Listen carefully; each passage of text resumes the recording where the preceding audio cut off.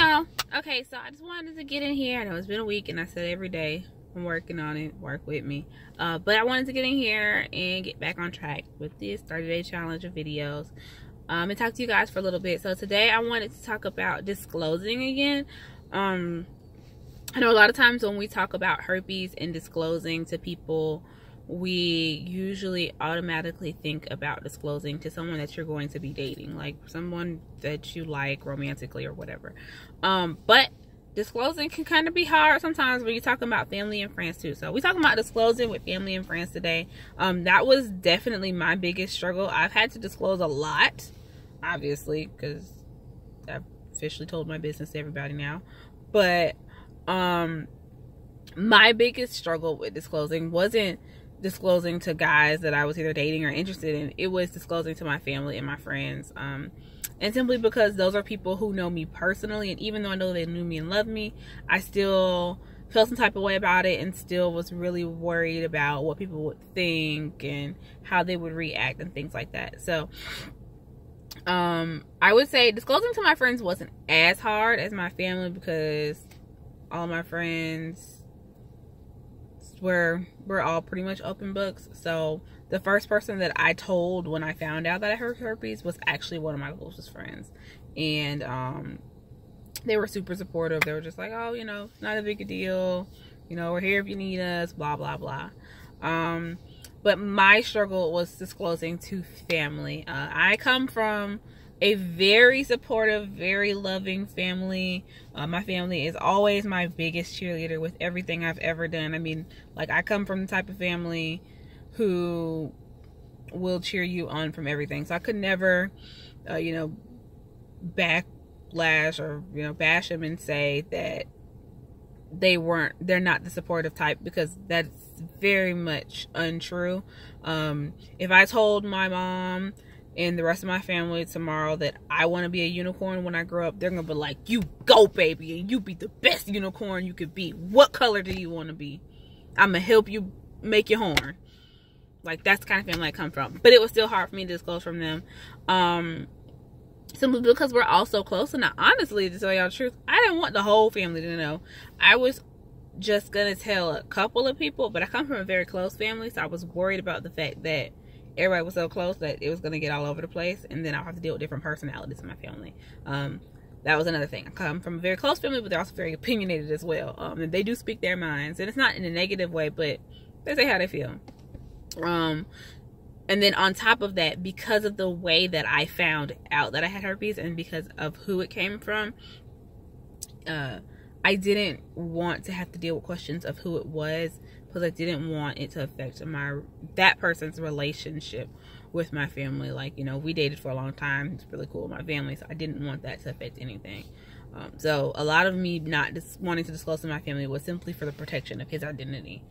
So I decided to disclose to my family about 6 months after I found out. I waited quite a while, and I pretty much waited until I had gotten through all the emotional stuff and was over it to say anything. Matter of fact, I disclosed, what pushed me to really disclose was the fact that my friend was having a book signing, and I was speaking for the first time ever about herpes in public.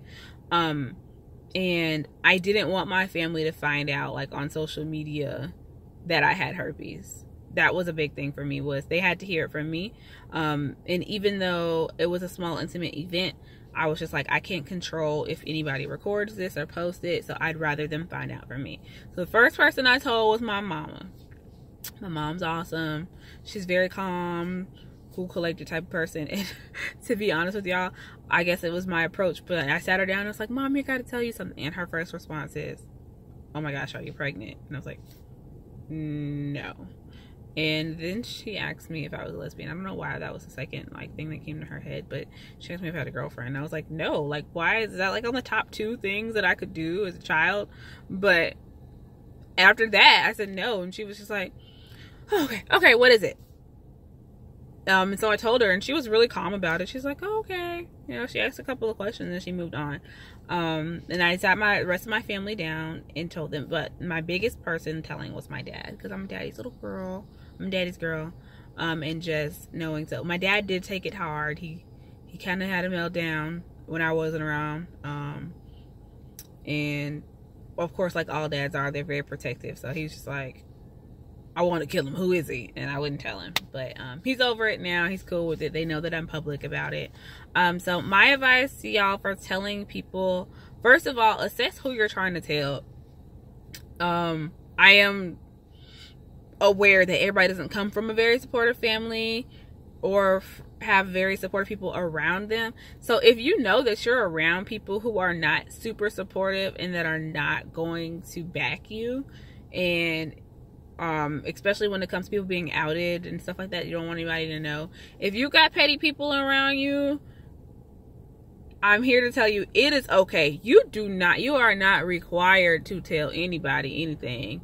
Real deal. Like, I mean, I'm definitely would never tell you to not disclose people who you are going to be intimate with. But as far as family and friends, y'all, I went through a long period of time feeling like I had to tell them and I was required to tell everybody. And now, to be honest, I just don't care, because it's not everybody's business. Like, if you don't plan on shouting it from the rooftops like I do, it's nobody's business. You don't have to tell. If you do want to tell, make sure there are people who are supportive of you. Don't put yourself in a position to feel worse or deal with more than what you're already going through. Those people are not going to support you, and they're not going to have your back, and they're not going to give you encouraging words, and they're not going to be there to make you feel better. I would personally leave them out of the equation. It doesn't affect their daily lives at all, so it's really none of their business. But if you do have family and friends that you want to tell, I would go about it the same way that you tell someone who you're disclosing to that you want to date. Great way to bring it up is to kind of let the conversation happen organically. I strongly suggest staying away from the words, "We need to talk," "I have something to tell you." Those words freak people out, y'all. Like, if anybody's ever been in a relationship or just heard those words, period, those words freak people out, and they automatically make people assume the worst. Like, it's not really a good setup for a conversation. So I would say, if you're going to tell them, find a moment that you feel is appropriate to tell them when everybody's kind of calm and relaxed. And when you tell them, share your story, or tell them how you got it, or whatever you feel is necessary to share with them, because it's going to help them understand a little bit more what you're going through. And then offer to answer questions. I know that sounds ridiculous, like, oh my gosh, more of my business, but you'll be surprised at how much the people around you don't know about herpes. So I would say, one, get educated. Educate yourself, because you need to know yourself, but also it's going to make it easier when you disclose to people if you're educated about the virus. So that way, when things that relate to the stigma come up, you have something to back it with. Like, no, that's not really like, oh my gosh, you can't have kids. Absolutely not. That's not true. I can have children, and it's not required for me to have a C-section unless I'm having an outbreak. There's suppressive therapy that I can take to help protect my baby, blah, blah, blah, blah, blah. So it's really helpful to know information about the virus when you're disclosing to people, especially people who are close to you, because it's not even so much that they're going to feel some type of way about you. They love you. Their biggest concern, especially if they're not educated about it, is they're just worried about you.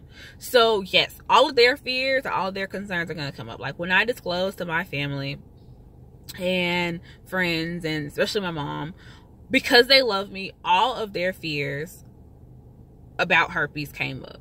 And it wasn't necessarily like attacking me and saying these are things that are going to happen to me. It's just they simply weren't educated about it, and they did not know. So like, my mom's concern was, can I have children? How is it going to affect my dating life?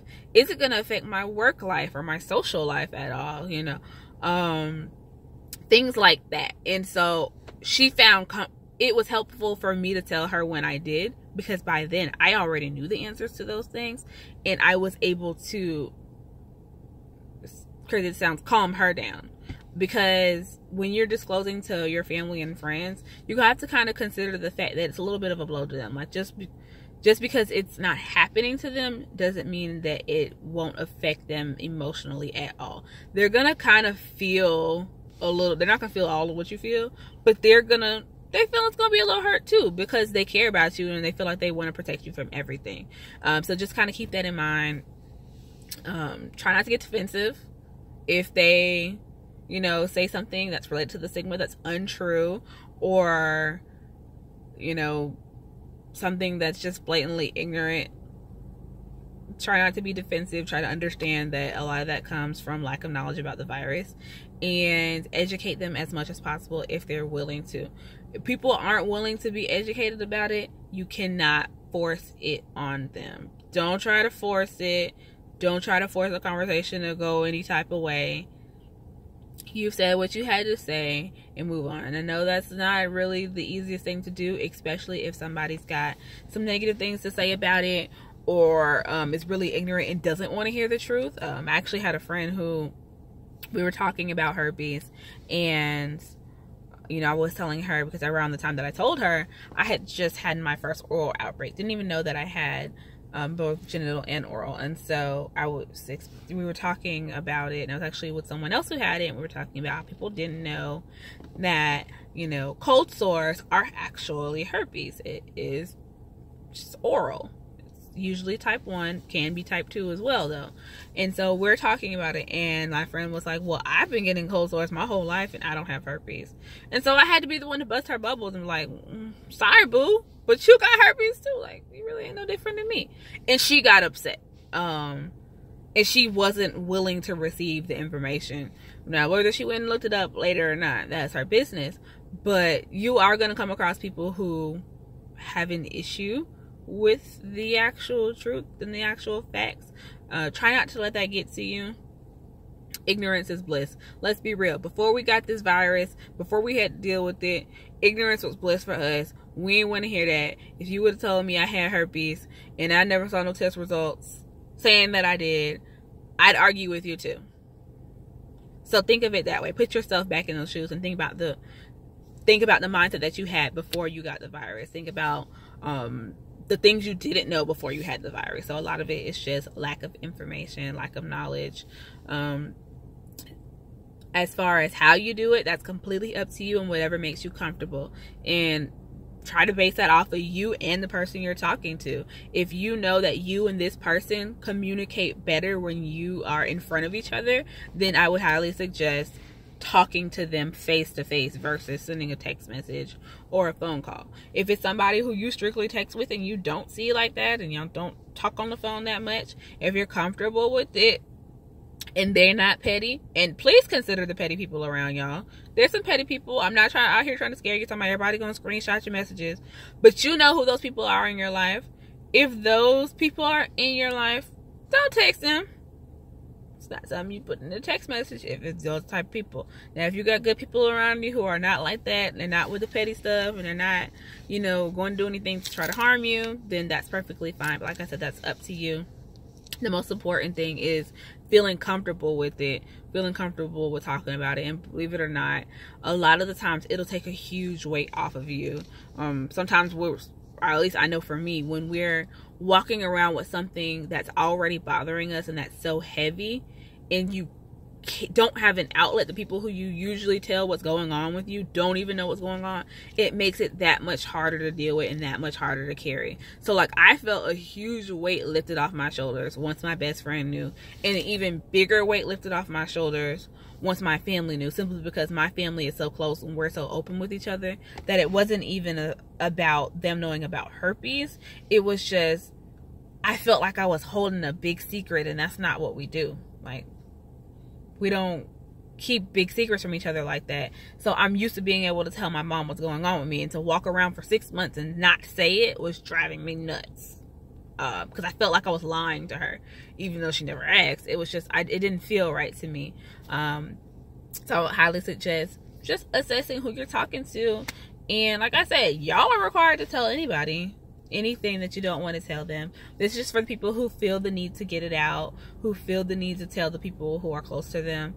You'd be surprised at how many people around you actually have herpes and you don't even know it. So you never know. You may tell your friend or a parent or a family member or a coworker or whatever and find out that they have it too, and now you got somebody who can relate to the virus. Or you never know that you telling them and explaining your story could either prevent somebody from having it or educate somebody on it. So save somebody else's health. But let me know what you guys think. Let me know if you have any questions, comments, concerns, whatever. Drop them in the comments. I'm definitely going to answer them. If you don't want to drop it in the comments, and you feel it's personal, or you don't want anybody to see it, you're more than welcome to email me. I'll leave the link at the bottom as well. But the email address is acceptingtheunacceptable@gmail.com. You can also reach out to me on Facebook or Instagram. Facebook is under my first and last name, Crystal Jordan, and it's Crystal with a K, like the hamburger. And the Instagram account that you can reach me at the best would be the Couture with Crystal, which is KOUTURE with Crystal. So let me know what you guys think, and y'all have a good day.